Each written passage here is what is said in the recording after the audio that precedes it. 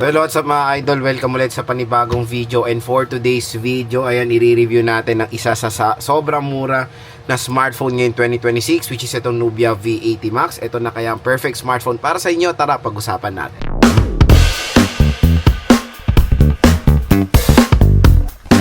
Okay, ng murang smartphone ngayon 2026, meron ako masasuggest sa inyo with 5,000 pesos lang itong Nubia V80 Max. Para makuha nyo to ng 5,000 pesos dito sa link natin, ito tinuturo kong section na yan, nandyan yung link na itong Nubia V80 Max. Mura at bagsak presyo nyo lang makukuha itong smartphone na to dyan sa ating product link.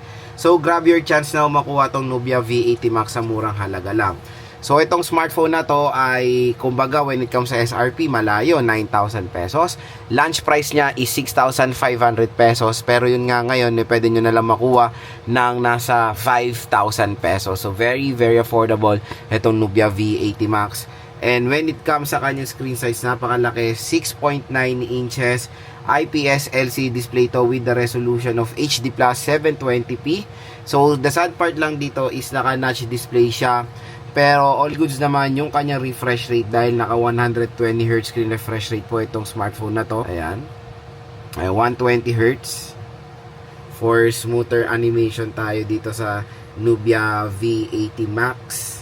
700 nits of brightness. So mataas din naman yung brightness level na ma-offer nito. So when it comes sa kanyang processor, ito ay powered ng Unisoc 7250 processor. So nakapaglaro na ako dito like ayan, ML, COD, Genshin Impact, Honor of Kings. So far, lahat naman to ay playable, even Genshin. Diba? Napaka-powerful din naman ng Unisoc T7250, especially for a budget smartphone.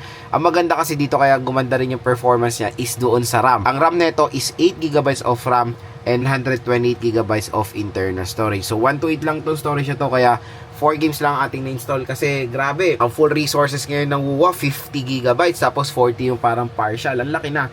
Kaya ginawa ko, sineparate ko siya ng video and ito muna yung tinest natin. And so far so good naman. Okay, for a budget smartphone, it can handle games din naman to. Ganda pa dito mga idol, out of the box na Android 16 na po ito. So hindi na kayo maghihintay na ma-update sa Android 16 dahil out of the box, sa latest and greatest na siya ng Android. Ayan, Android 16. Nubia V80 Max. Okay. So ito yung mga ibang specs niya, like meron siyang 6,000 mAh battery capacity. Yes, ang laki ng battery nito at sobrang kunat din ng battery nito mga J-Vlog. Ang tagal din malobat nitong si Nubia V80 Max. Nung naglaro ako, nag-download ako ng mga resources. Matagal din ng battery life niya. At when it comes sa RAM, ayan nga, 8GB of RAM siya. Meron siya ditong as you can see, pag dito sa likod, mukha siyang triple rear camera system, diba? Pero in reality, isa lang talaga gumagana ng camera dyan. Ito. So, single camera siya with 50 megapixel main. Ito is 2 megapixel depth sensor na useless naman yan at yung iba is AI lens. Tapos, sa front-facing camera is 16 megapixel po to. So, yung video recording niya is Full HD 1080p at 30 FPS. So, matte finish siya. Ayan. Polycarbonate back. So medyo may katabaan itong smartphone na to dahil sa kanyang battery. Dito sa right side, nandito ang ating power button and yung volume rocker. Sa taas naman, ayan yung ating microphone. Sa left side is yung SIM tray. Sa baba naman is a 3.5mm headphone jack, microphone Type-C port at yung speaker grills. So ayan yung kanyang fingerprint scanner. Password unlock muna natin. So try natin. Fast and accurate naman yung niya, yung fingerprint scanner niya mga idol. Tapos pagdating sa face unlock, okay din naman, ayun, mabilis din naman siya. Ang kanyang charging rate is nasa 22.5 watt fast charging rate, so mabilis din naman siya. Kung itinero doon sa 6K, mga mga 1 hour 30 minutes, full charge naman na itong smartphone na to. At sa camera niya nga, marami rin tayong ganap sa camera niya. Ito yung photo samples natin when it comes sa low light. Ayan, dinaw din ang low light nito, in fairness. Low light shot yan mga idol. Ayan. Nag-back tayo, wait lang. Ayan, low light shot yan, grabe. Ganda rin. Tapos outdoor shot. Aba, pangit kasi nung back na ganun eh. May visit ako dun. Ayan. Front facing camera, medyo hindi siya ganun ka linaw kumbaga. Outdoor na to 16 megapixel siya pero the quality is nasa lang, average level. Ano ba yan? Nainis ako doon sa back na ganun. Ayan.